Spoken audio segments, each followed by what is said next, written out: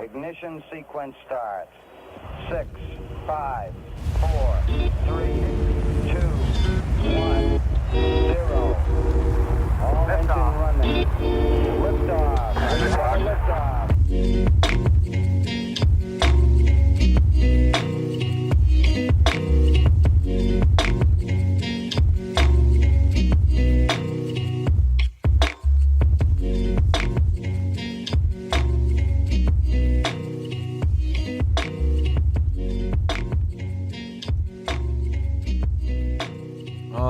Hello. What is up, guys? Hunter Klein bringing you this week's episode of Interplanetary Monkeys. Episode, Who Cares, y'all? Who cares? All right, we push forward. I think we're approaching episode 60. First things first. Very exciting times for the podcast. You guys may have noticed that we updated the logo, the cover art for the podcast. So we got the photo shoot taken care of last week. We had our new text logo, the actual Interplanetary Monkeys text logo, just stand alone by itself, finished by @JHayCreates. And the combination of these two being complete this last week allowed us to finally complete this logo overhaul of the podcast. And it's exciting times, guys. Just another extra step we took to, upgrade this, put a little time in it. It took a little extra input of work, but I think it was worth it, guys. And it was the first iteration of many in regards to upgrading this project and continually investing in it. We're always trying to make things better, always trying to make it easier or more effective for us to reach a wider audience, meet new people, bring new people in. So it's an exciting time. And it was a perfect week for all these upgrades and all this podcast excitement, because it was also just a very exciting week in the news. We'll talk more about what we had. We had the Gamestop event happen, and it was so beautiful to see something in the news other than COVID-19 scare tactics, guys. It was so good to see. This week, I had a run-in with a group of vegans. Okay. I had a run-in with a group of vegans. And it started a thought loop in my head that I first want to state. And I want to be careful here, because I have a stance on the traditional vegan outlook on the world. Okay, so let's start off by saying animal cruelty is sad. All right. And I get that some of these meat farming plants are doing terrible stuff to their animals. Okay. Yell at them. Let's take care of that. Let's end it. Guys, I'm not against this. Right? I'm not for just mercilessly killing animals over a period of like hours. Right. But there's a problem here. Okay.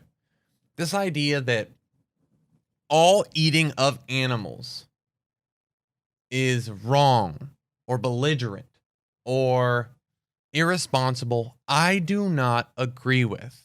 Okay, like let's use this for an example. Let's say, for the vegan point of view, that every animal in this world that we use for meat, that we use to eat, nourish our bodies, is killed instantly. Right? Now, do I still have a problem with this? As a vegan, do you still have a problem with this? I feel 100% no. And I have a hard time seeing the perspective of people that say yes here.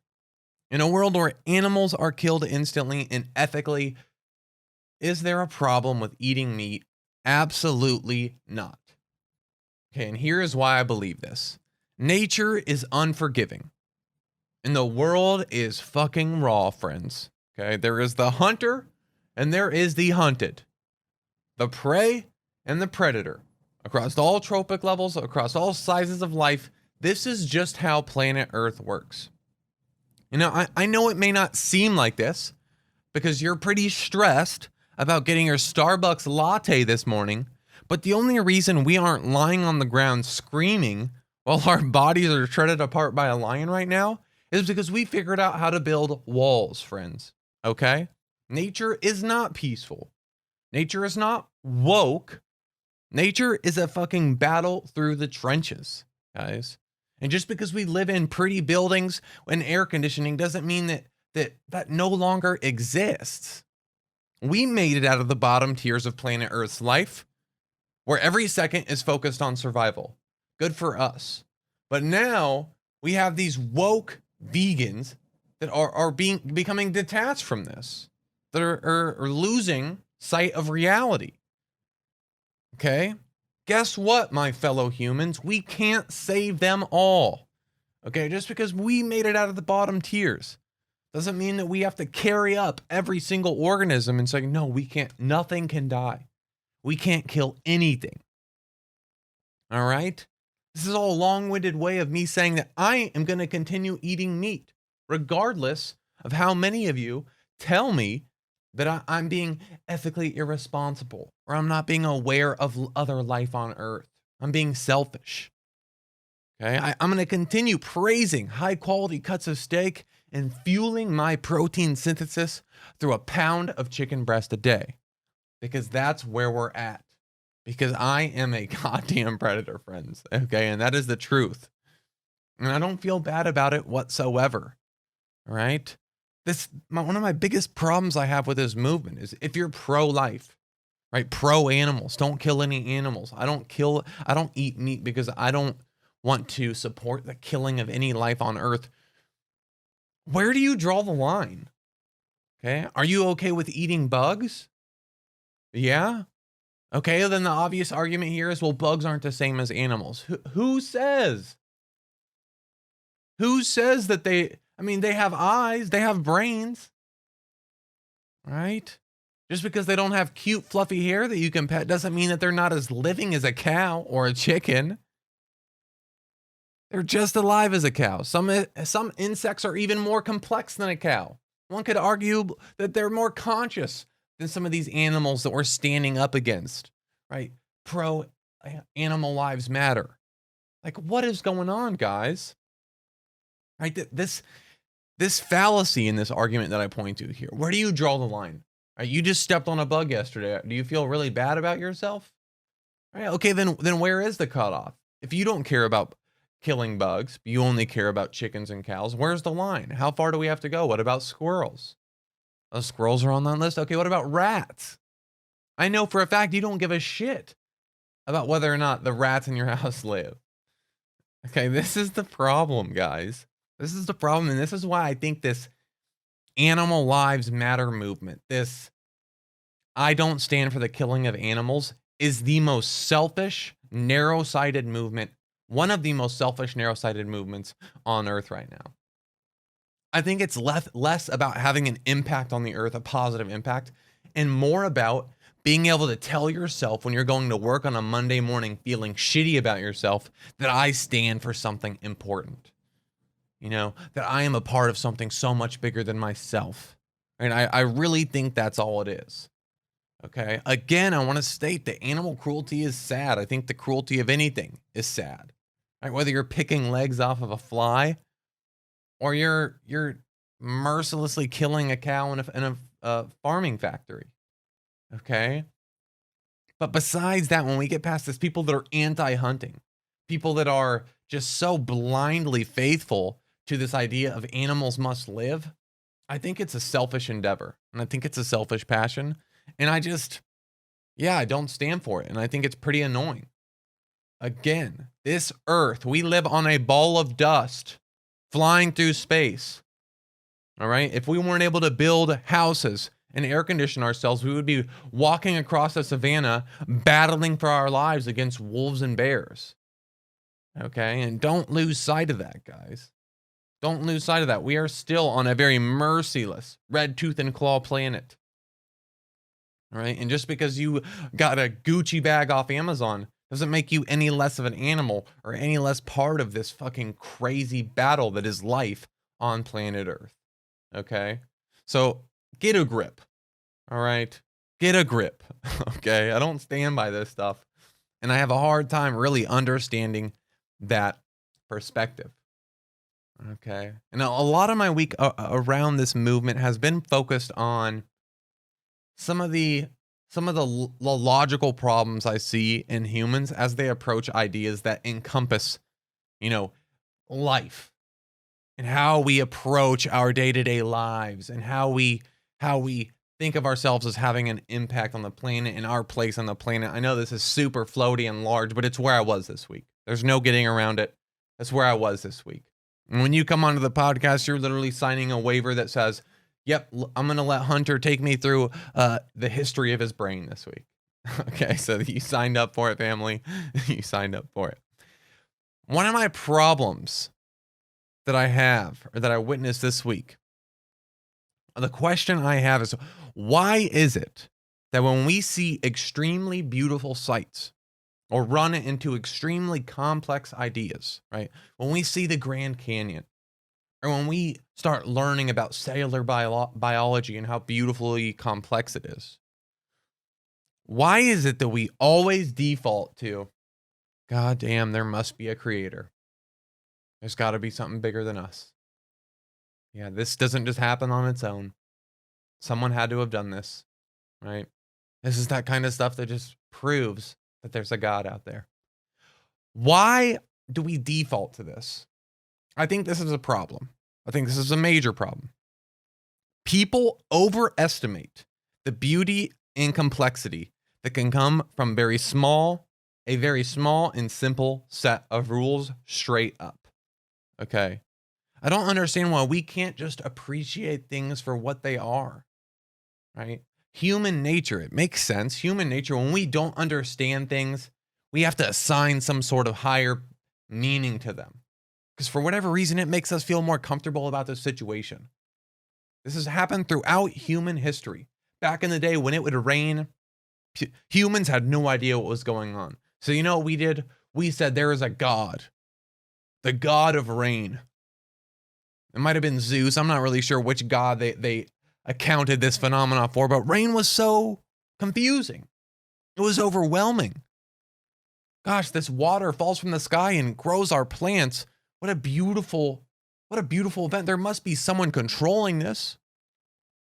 And these events, these rain events, would be equated to a God being happy with communities. People were getting sacrificed. Humans were getting killed. How about this for you vegans? It wasn't just animals. It was humans were being killed as a sacrifice so it would rain the next week, guys. All because we had no idea what was fucking going on. And we wanted to assign some arbitrary responsibility to an event that just mystified us. So when it rains, the gods are happy with us. When there's a drought, the gods are angry with us. And this is how humans work, unfortunately, guys. And it's very upsetting to me when we see something beautiful. We don't bask in that overwhelming feeling, that mystifying feeling we get from beautiful things. We don't think about them, right? All we do, we just punt. We punt and say, or a lot of people just punt and say, there's a creator. Yep, this is just reinforcing my idea that there is a God and a creator. Now, I'm not trying to shit on religion here, right? If you're religious, that's awesome. I think there's a lot of beauty in faith and religion, and I think it does a lot of awesome things for the human species, especially a human species that's very weak-minded, that lives in a very complex world with a very simple brain. I think having a support system like that, having faith when we're down and confused as humans, because we are very weak and infant in our stages of life, I think it's beautiful. I think it's beneficial. But I think there is a very, very large downside to immediately taking everything that's beautiful in the world and complex and maybe overcomplicated for us and just saying, God, what a product of God. A product of God, because you miss out on the complexity of life, the complexity that arises out of very, very simple laws. Okay. Very simple laws and rules. Okay. There's a computer program online that is just a series of like thousands of boxes. Okay. And what you do is you go into this system and you put a very small, simple set of rules for those boxes. Okay. If there's two boxes by this box, then this one will color. If there's 2 colored boxes by this not colored box, that one box will then turn to colored. If there's 3 boxes that are colored around this one box, then that box will not be colored. Okay, very simple rules. Not too complicated. We can all follow. And you let this program run, and you get this incredibly calm, after just a few hours of those 2 simple rules in a system on your computer, a very beautiful image will start to emerge. It'll look like fucking spaceships are flying across the screen. It'll look like flowers are being created. Right? The point of this system, I can't exactly remember the program's name, but the point of this program is to create a tangible visual aid to how complex things can be from a very simple set of rules. Okay? Chemistry that holds the body together is literally like a bunch of fucking magnets that are strong and weak. Okay? Now, obviously, that's oversimplified, but that is the general gist of it. Right? Certain magnets go to others. Smaller magnets detach from bigger magnets. Bigger magnets. Maybe 2 big magnets stick to each other pretty hard. This is chemical bonds. This is the biochemistry of the body. And what arises out of that?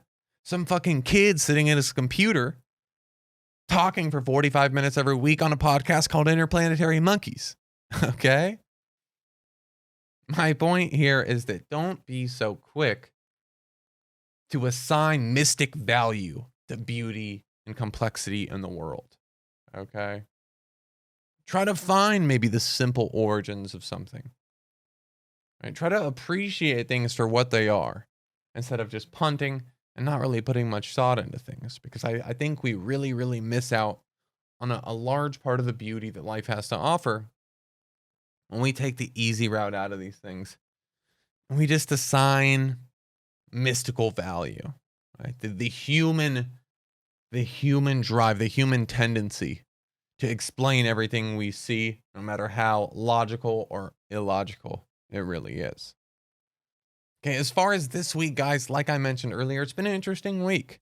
All right, the Gamestop short squeeze, you guys have probably seen it, was a beautiful sight, not only because of the essence of what the movement was, but because I, for once, could pull up Google News without seeing some negative clickbaity articles about COVID-19 and death rates increasing.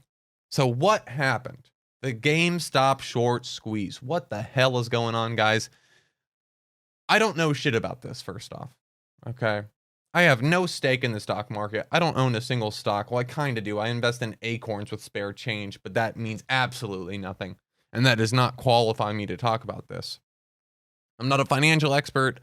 And yeah, I was not interested in this stuff whatsoever until this week. But like a lot of you, or some of you, like a majority of the world, I found extreme interest once I figured out that a bunch of 15-year-olds at their computers were making millions of dollars while also destroying billionaire capitalists. Okay? That's absolutely beautiful. So the stock market explosion. What is it? You're probably seeing GameStop news articles, and I'll try to give you the best example I can possible in the simplest way possible. So what happened is that billionaire investors were exploited by a Reddit forum.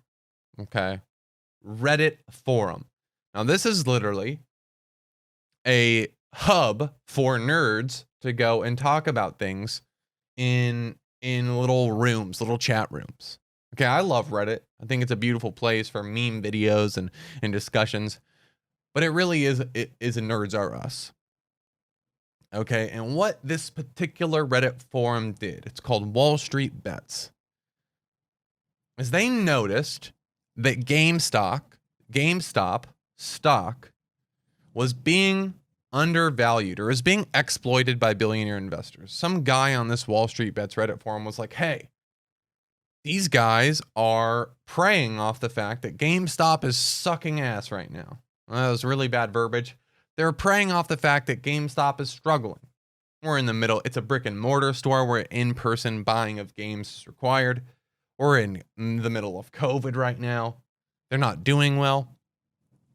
And these billionaire capitalists expected that the stock was going to decrease in value. So what they did is they went in and bought all of it. They bought a shit ton of stocks in it, suspecting that it would decrease so they can make billions and billions of dollars off of it.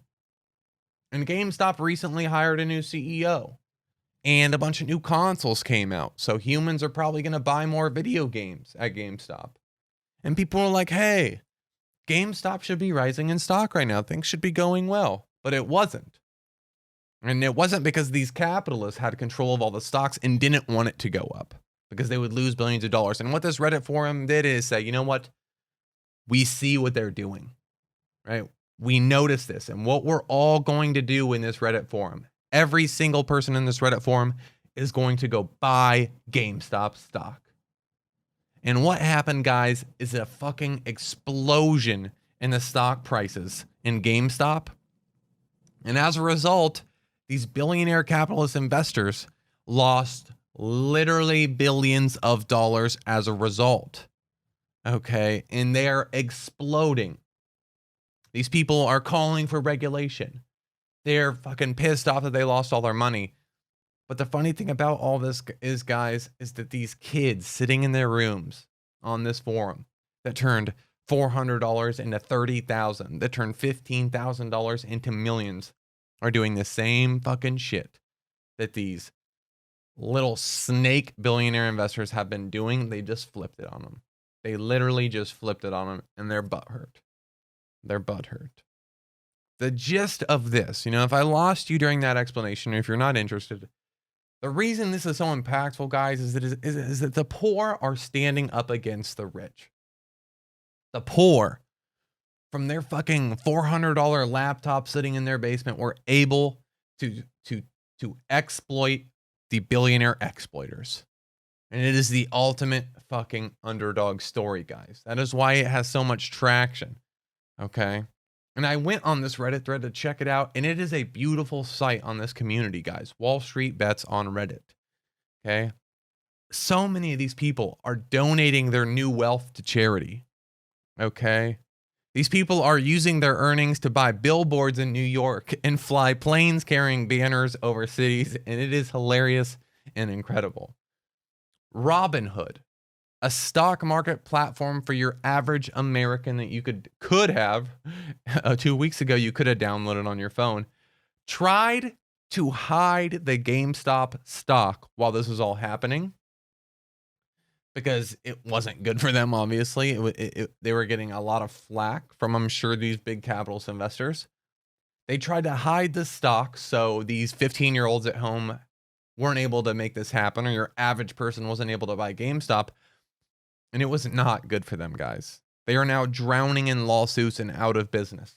And to top it off, one of these bedroom investors that decided to fuck over big capitalists decided to fly a banner with a plane on it, hired a pilot, bought a banner, and flew it over the Robinhood HQ. And the banner read, "Suck my ass, Robinhood." Okay? You want to talk about the ultimate underdog story, the poor versus the rich story. This is beautiful. This is absolutely beautiful, guys. And I think it's really cool. It's really cool to see. And you have to suspect that these big investors will learn their lesson, hopefully, that they can't do this. Because what these billionaire investors are essentially doing here is just betting against a struggling company so they can make more and more money. And they're manipulating the stock market so they can make that money. And we got him, family.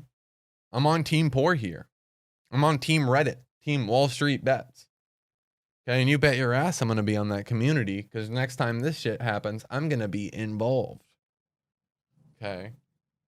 Another really beautiful thing about this movement, guys, is that when some of these people, when their $400 turned into $50,000, they did not sell. They held on to the stock because they did not care about the money. They cared about the message. All right, we're not letting these billionaire capitalists get their stock back. We're not going to let them get away with this exploitation. We're going to hold on to it. And the entire Reddit is, we like the stock. We like the stock. And these people are sacrificing hundreds of thousands, if not millions of dollars in profit so they can stick by their message and stand up to the big men in their suits in these penthouses manipulating the stock market, guys. And it's beautiful. It's a really cool thing to see happen. And I'm glad I got to be a part of it in some way, just at the tail end, and see what all these people are doing and all the positives that are coming out of it. So don't buy what media headlines are telling you about this Reddit forum. Okay, they're gonna talk shit on them. They're gonna downplay it because they don't want it to happen again. They're gonna call them scavengers. They're gonna call them shitty people. But it's not the case, guys. It's not the case. These guys they're fucking Robin Hood, right? As odd as it is that Robin Hood was against everyone, they are Robin Hood. Another interesting thing going on in the world that I find fascinating, and it is a little positive light in our dragging times, is that there are the emerging COVID vaccine scavengers. Okay, so obviously COVID vaccines are being pumped around the world. Let's talk specifically about US here because that's most relevant to us. COVID vaccines are getting pumped around the United States. One of the things about these vaccines is they can only be used in a specific amount of time. They have to be kept on ice, and they have to be used before they go expired, or they're no longer considered safe for clinical application, I should say. Okay. The problem is there's a lot of vaccines, guys, and we can't give them to people fast enough to use every single vaccine that these hospitals have before some of them go expired. So as a result, hospitals and vaccine centers are throwing vaccines out at the end of the day. They can't use them. They're no longer allowed to, and with FDA regulations. So there are vaccines sitting outside of hospitals and centers going unused. So there are vaccine hunters, new emerging groups of people that are going around these centers and farming these thrown out vaccines for use on themselves, people in their family, communities. Hell, they're probably selling them, guys, but this is absolutely nuts. Okay, so be careful with if you're buying any vaccines off the black market because they might be expired.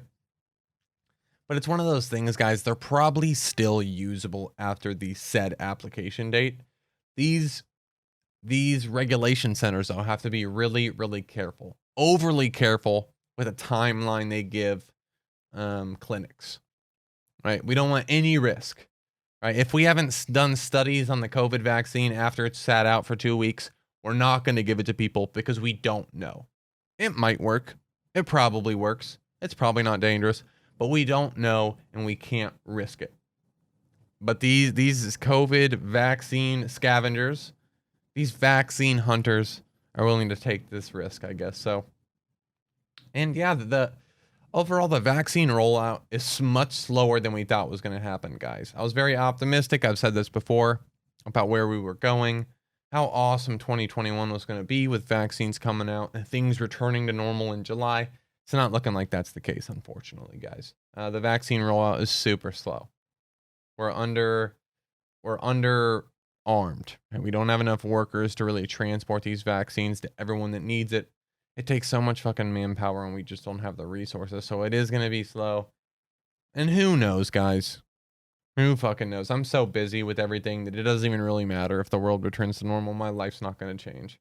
Still going to continue to spend 14 hours at this computer studying and working towards my master's completion. With all that being said, guys, I feel like I have to talk on the funky groove I've been in the last couple weeks. And it has been kind of down, right? The episodes are down bad, live from the gutter, right? It shouldn't be too much of a surprise or too much of a secret that things have been fairly down recently. Just so much work, so much grind. But here's the deal, guys. Here's the deal. And I'm not going to act all happy when things aren't happy. I'm not going to put on a facade. This is 100% distilled how I am week to week, straight from the tap. Right? And if you're not vibing with the sadness, then, maybe tune out, come back in a couple weeks. If you want to be here during the highs and just the highs, maybe tune back in, I'd say about 10 weeks when I'm getting ready to complete my master's and I'm out of this fucking work-infested grind right now. Okay. There's just so much on my plate, guys. Next week, I put in my, so not next week, but I put in my 2 weeks at the restaurant I'm working at because it's just literally impossible for me to work evenings any longer. I'm not really going to give you guys a spiel about everything that's going on in my life, but it's borderline unhealthy. Okay. And I've been here before. And the last time I worked this much, I had this much on my plate. I ended up having some pretty serious mental issues and I had to go to a therapist. Okay. But this time around, I'm used to it. I'm kind of thriving in it, and I can't help but think about the end result. Right? I'll come out of this as a 23-year-old with so many certifications and qualifications for so many jobs that I'll be in the 99.99999 percentile of people my age trying to do what I'm going to do. Right? I'm going to come out on top immensely qualified for anything I'd like to do.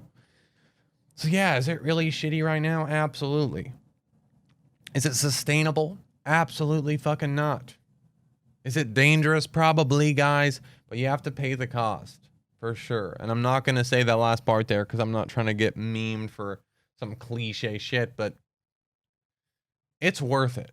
It's worth it in the long run. And my biggest fuel, things are hard right now. Things suck. Yesterday, I had 10 minutes to relax. Literally 10 minutes to relax before I got home at 10 p.m. that evening. And I felt good, man. I listened to one of my favorite songs and just had an endorphin shooting through my body, thinking about the amount of possibilities that are going to be on the back end of this. This very well might be the last time in my life that I work this much in this short of a period of time. And I want to finish strong.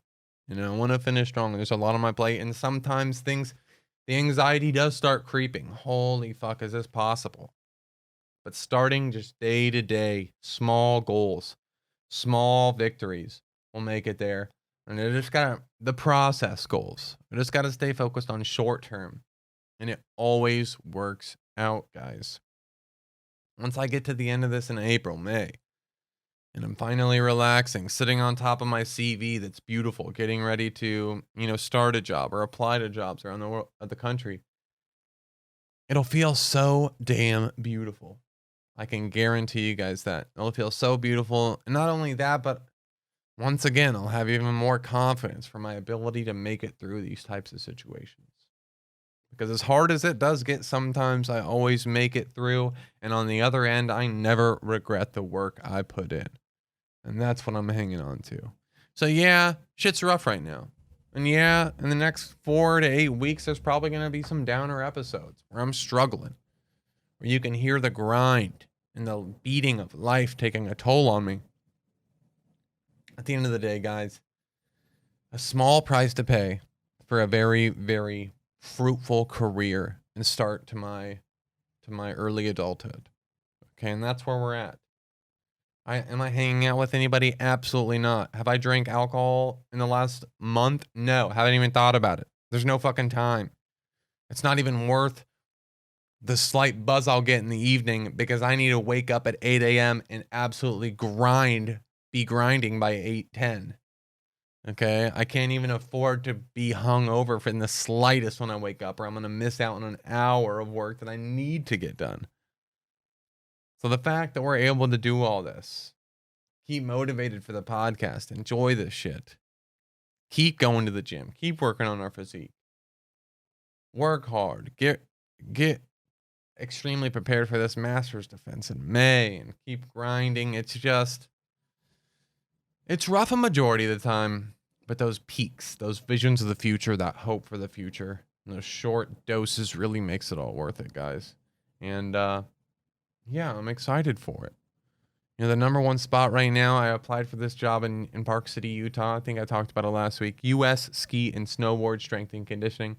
This would be an incredible job. At 23-year-olds, to be training Olympic athletes with the goal of receiving a gold medal would be huge. I can only dream of something like that. So, fingers crossed, guys. It's the one application of many. Who knows where we'll end up? Who knows where the new home of Interplanetary Monkeys will be? And who knows where the fuck we'll be in 6 months? It's crazy.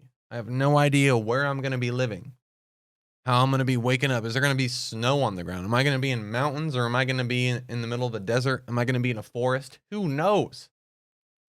Who knows, guys? I'm keeping an open mind. I really don't care. I'm just here for the ride. I'm just doing everything I can that's in my control. And from my past experiences, it always tends to work out when you put the motherfucking work in. All right, guys? All right. Stay positive. Stay motivated. If you're down, battle through. You'll get back up. You'll find the surface of the water and get that deep ass breath and enjoy yourself. If you're in a high, enjoy it, guys. Enjoy it. Find beauty in it. Take advantage of it. Take advantage of your moment of inspiration you have now, or trying to find lessons in the down that you are experiencing, whatever it may be. Enjoy the ride, family. Enjoy the ride. All right. All right. That's it for this week's episode of Interplanetary Monkeys. This is Hunter Klein, and you bet your A, you'll hear from me next week. Peace, peace.